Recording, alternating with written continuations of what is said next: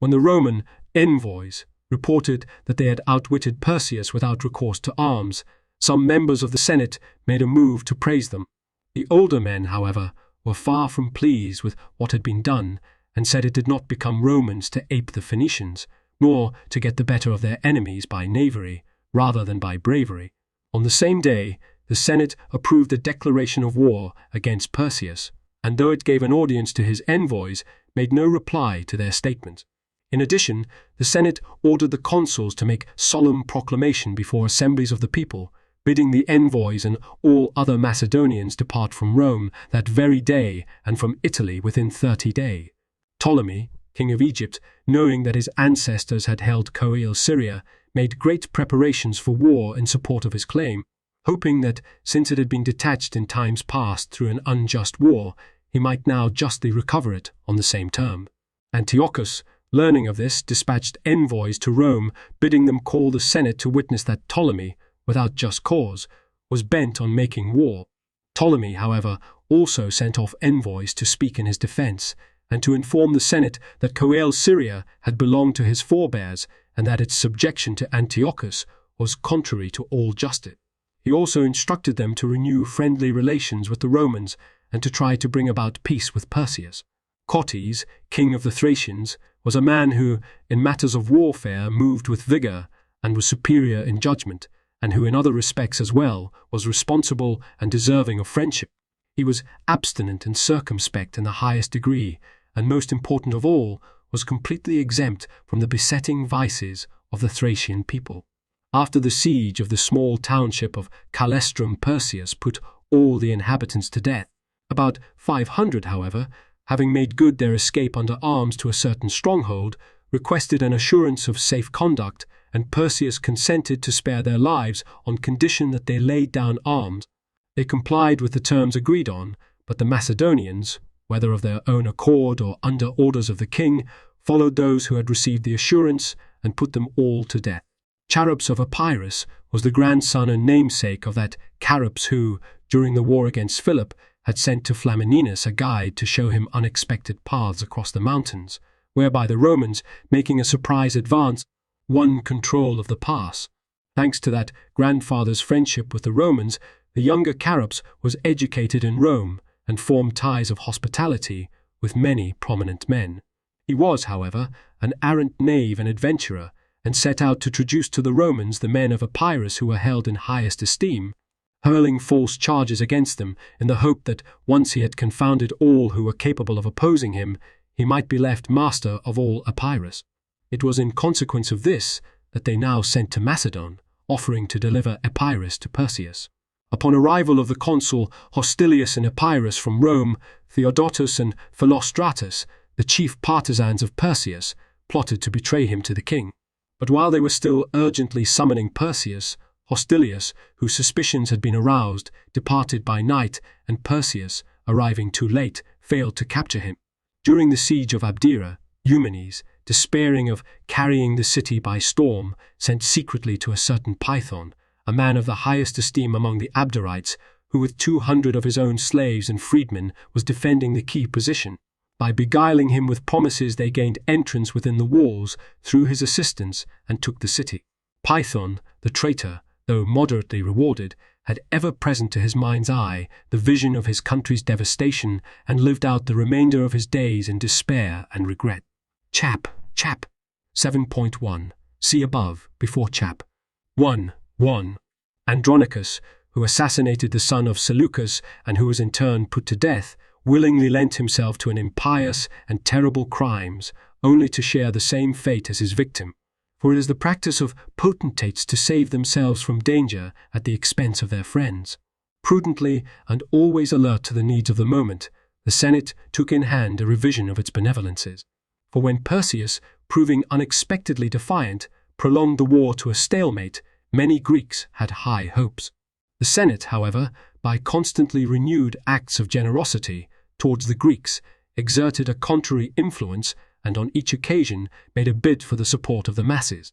What man of affairs who aspires to leadership could fail to admire this? What intelligent historian would pass over without comment the sagacity of the Senate? Indeed, one might reasonably conclude that Rome's mastery over most of mankind was achieved by means of just such refinements of policy. This justifies the observation that harmonious adaptation to all occasions, connivance at some things, the turning of a deaf ear to some reports, the timely restraint of some impulse of blind rage, or laying aside considerations of national dignity and power to pay court to inferiors while paving the way for some success later, that such adaptation indicates consummate excellence in the individual, superb realism in the deliberating body, and virtue and intelligence in the state. All this the Roman Senate of those days did, and thereby left, as it were, models and patterns for all who strive for empire and have the imagination to see how necessary it is to deal with problems in the light of circumstances. Perseus sent envoys to Gentius, king of the Illyrians and their most powerful chieftain at this time, proposing that they take concerted action. When Gentius asserted that he was quite willing to fight against the Romans but lacked money, Perseus again sent to him, turning, however, a deaf ear to the subject of money. On receiving the same reply, he sent a third time, and though well aware what was in Gentius's mind, he affected not to be, and said that, if their undertaking turned out as planned, he would give him ample satisfaction. Perseus, being still unwilling to advance money, again dispatched envoys to Gentius, saying not a word about an immediate gift of money, but hinting at great things that he might expect upon the successful completion of their business. It is a nice problem whether we should consider such evasiveness stupidity or downright madness on the part of men who act thus. They set their hand to great enterprises and place their own lives in jeopardy, yet overlook the one thing that is really essential, even though they themselves see the point and have it in their power to meet the need. Assuredly Philip, the son of Amyntas, a real master of statecraft, never was sparing of money in such circumstances. On the contrary, by handing out more than was requested, he always found a ready and abundant supply of traitors and allies. Consequently, although he was at first among the least of the kings of Europe, he left at his death a power that enabled his successor, Alexander, to conquer most of the inhabited world. Perseus, however, though the possessor of great treasures, amassed over many years by his ancestors and by Perseus himself, was utterly unwilling to touch them, with the result that he stripped himself of allies and further enriched those who later conquered him. Yet it was evident to all that had he only chosen to be open-handed, his money would have persuaded many monarchs and peoples to become his allies.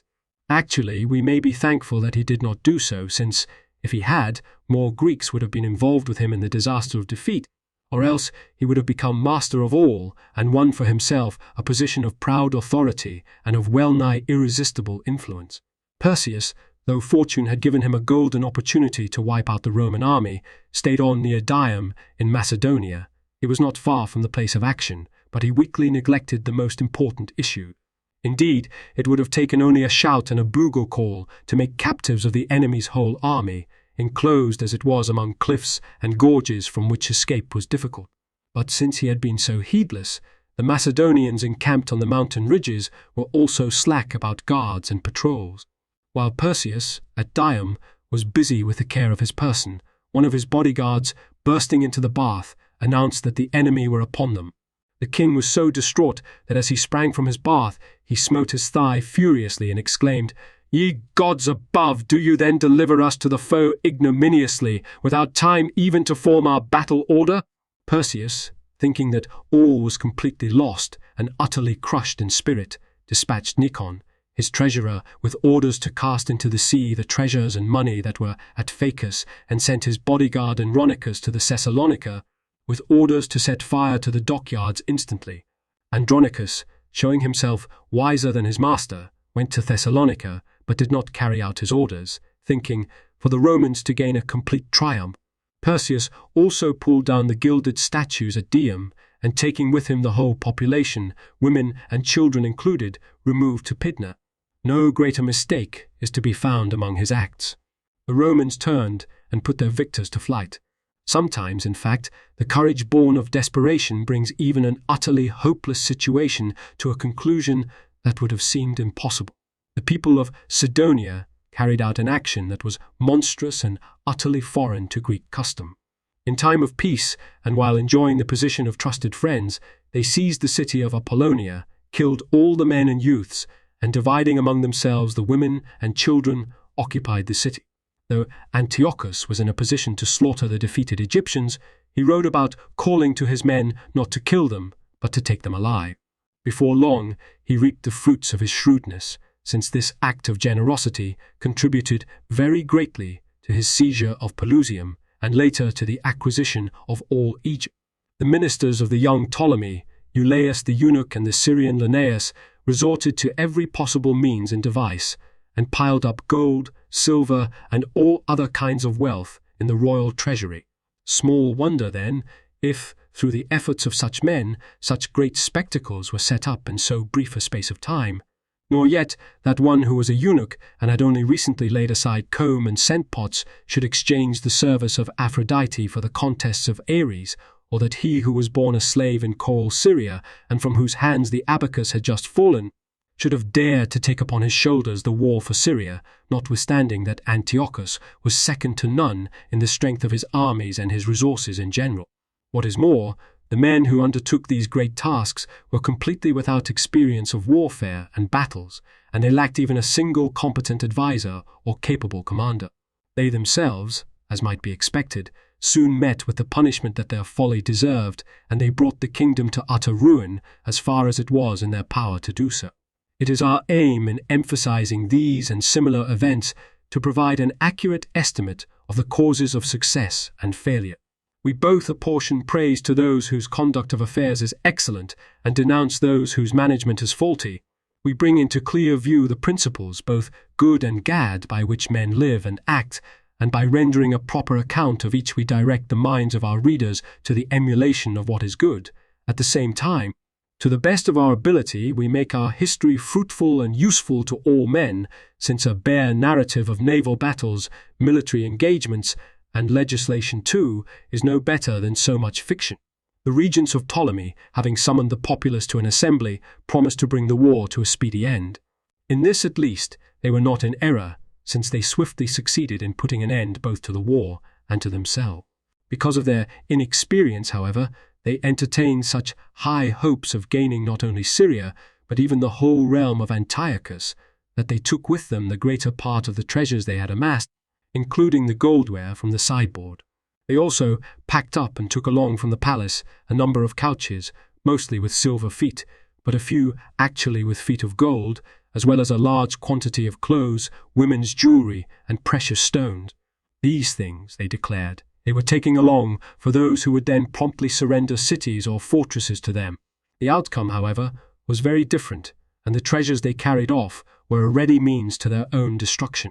In keeping with our policy, we could not pass over without comment the ignoble flight of Ptolemy, that he, though standing in no immediate danger, and though separated by such a distance from his enemies, should at once, and virtually without a struggle, abandon his claim to a great and opulent throne, can only, it would seem, be regarded as indicating a thoroughly effeminate spirit.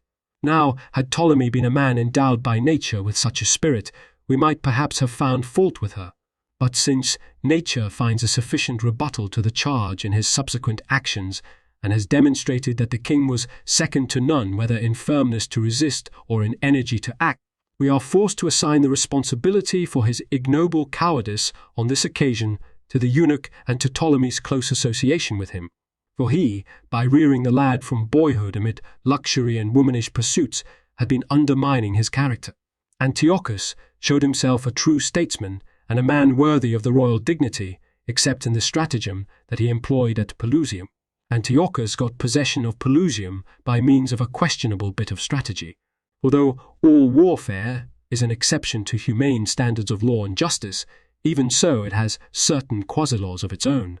A truce, for example, may not be broken, heralds must not be put to death, a man who has placed himself under the protection of a superior opponent may not be visited with punishment or vengeance. These and similar matters, one might fairly say that Antiochus, in making the seizure after the truce, rather like a pettifogging lawyer, held fast to the letter of the law but not to justice and honour, which are bonds of social life. For on the grounds of kinship he should, as he said himself, have spared the lad, but on the contrary, after winning his confidence, he deceived him and sought to bring him to utter ruin.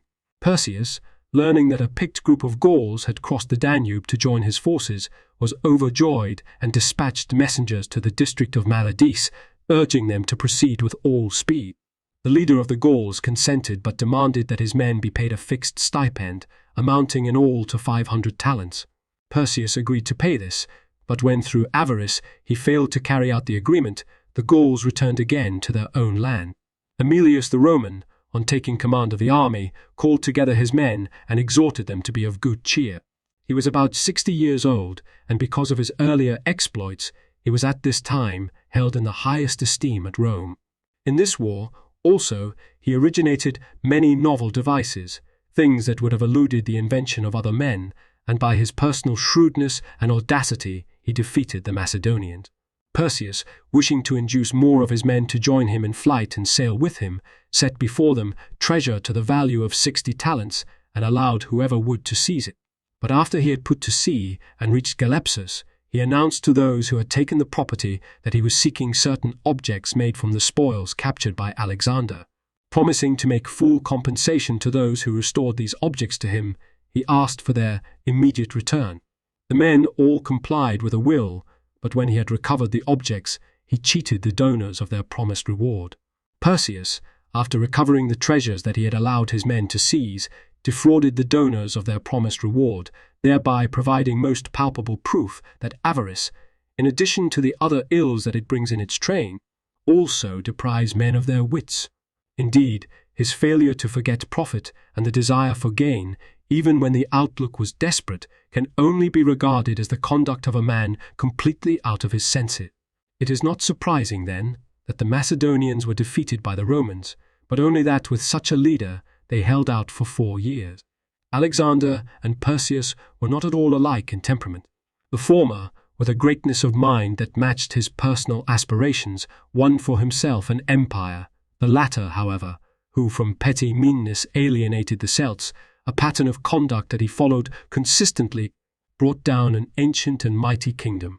When Darius, after the first battle, proposed to give up a portion of his empire and offered Alexander 40,000 talents and the hand of his daughter in marriage, he received the reply that the universe could not be governed by 2 sons, nor the world by 2 masters. After Perseus fled, Aemilius began to look for his younger son, Publius Africanus. He was by birth the son of Aemilius, but by adoption the grandson of Scipio, the conqueror of Hannibal, and was now a mere lad of about 17. From early youth he was present at those great battles, and gained such experience of warfare that he became a man not inferior to his grandfather. Nonetheless, when he was found and brought safely into the camp, the consul's anxiety was dispelled, for his feeling for the boy was not merely that of a father for his son, but something like the passion of a lover. The consul, Aemilius, taking Perseus by the hand, seated him in the midst of his council, and with words appropriate to the occasion offered him consolation and reassurance. Then, addressing the members of the council, he exhorted them, especially the younger men, to mark well the present scene and, keeping the fate of Perseus before their eyes, never to boast of their achievements improperly, never to harbour arrogant designs towards anyone, nor, in general, to take their good fortune for granted at any time. Indeed, whenever a man's success was greatest, whether in private life or public affairs, then above all should he reflect on the reverses of fortune and be most mindful of his mortal nature. Fools, he said, differ from the wise in this respect, that the former are schooled by their own misfortunes, the latter by the misfortunes of others. Having discoursed at length in this vein, he made those present at the council so sympathetic and humble of mood that it seemed as if they, and not their opponents, had suffered defeat. Aemilius, by his generous treatment of Perseus, admitting him to the mess and giving him a place in the council, demonstrated to all men that he was stern towards those who stood against him, but considerate of a defeated foe. Since there were others also who affected a similar attitude, Rome's worldwide rule brought her no odium so long as she had such men to direct her empire. The Rhodian envoys agreed that they had come in order to mediate a settlement, since war, they declared, was harmful to everyone. The Loeb editor's notes, 1 CP. Livy, 42.47.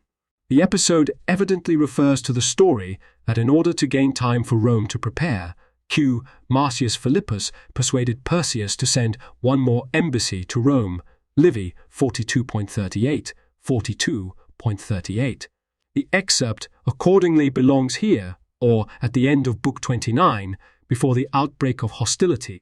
On the embassy of Marcius and its relation to the conditional declaration of war, Livy 42.30, 10, 11, see Wallbank, J. Wallbank, J.R.S. 31, 1941, 82, F.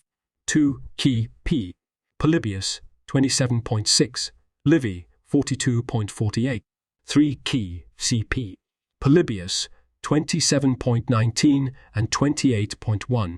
The kings are Ptolemy v. Philometor, who had just come of age, and Antiochus of Epiphanes. 4 Key P. Polybius 27.12. Cotys, king of the Odrysae, was a staunch ally of Perseus. 5 Unknown, perhaps Thracian or Dardanian. 6 So Polybius 27.15. The present text, which is clearly the work of the excerptor, says son.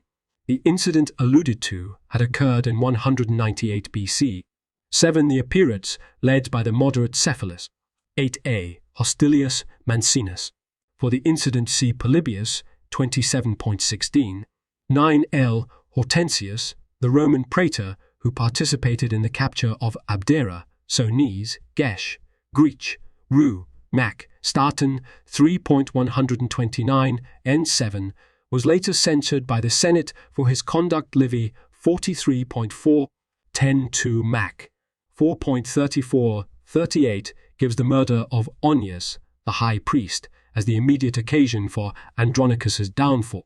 On the son of Seleucus, see Bevan in Cambridge Ancient History 8.497, 503-504, and 713-714, with the reservations of Ahmed Aegyptus 32, 1952, 1950, 94 on his status as king. 11 Orgenthius. Polybius 28.89 gives the negotiations in slightly greater detail. For the sequel, see Livy 44.23 and Passim. 12 For this and the following chapter, the account of Polybius is lost. Keep Livy 44.26. 13 called Nicias in Livy 44.10, who gives the aftermath of this affair. 14 This refers to a skirmish near Antigonea, in which the Macedonians had been at first victorious. Livy 44.10. 15 In Crete. Cup E. Polybius 28.14. 16 In the immediate context, fortunes would seem a more appropriate word here than spectacles or festivals, but the text may be correct. 17 from Polybius 28.21. 18 from Polybius 28.18. 19 Antiochus was the uncle of Ptolemy. For his professions of friendship, see St. Jerome in Dan. 11.21 020 Key. Livy 44.26, 27. 21 L. Aemilius Polus, the consul. For the Contio, see Livy 44.34. 22 from Amphipolis, which he had reached on the third day of his flight after the disaster at Pydna. The men whom he lured and afterwards cheated were the notoriously greedy Cretans. For the story, see Plutarch, Aemilius 23. 23 The story is told in Book 17.54. 24 The famous Scipio Africanus the Younger, on whose youth see below Book 31.26, 27, and Polybius 31.23, 31.23. For the incident recounted here, see Livy 44.44 and Plutarch Aemilius 22. 25. The rest of this paragraph is taken almost verbatim from Polybius 29.20, KP. Also, Livy 45.78. 26, KP. Virgil, Ion. 6.853, Parser subiectis et debellare superbos. 27 CP. Polybius 29.19 and Livy 45.3. The Romans regarded this 11th hour offer of mediation as a device to help Perseus. Chap. 24 is misnumbered 23 in Dindorf. See his Argumenta Librorum. The previous next to images with borders lead to more information. The thicker the border, the more information. Details here, up to Diodorus, classical texts, Lacus Curtius home a page or image on this site is in the public domain only if its URL has a total of 1 asterisk. If the URL has 2 asterisks, the item is copyright someone else and used by permission or fair use. If the URL has none, the item is C. Bill Thayer. See my copyright page for details and contact information. Page updated 5 Aug 16.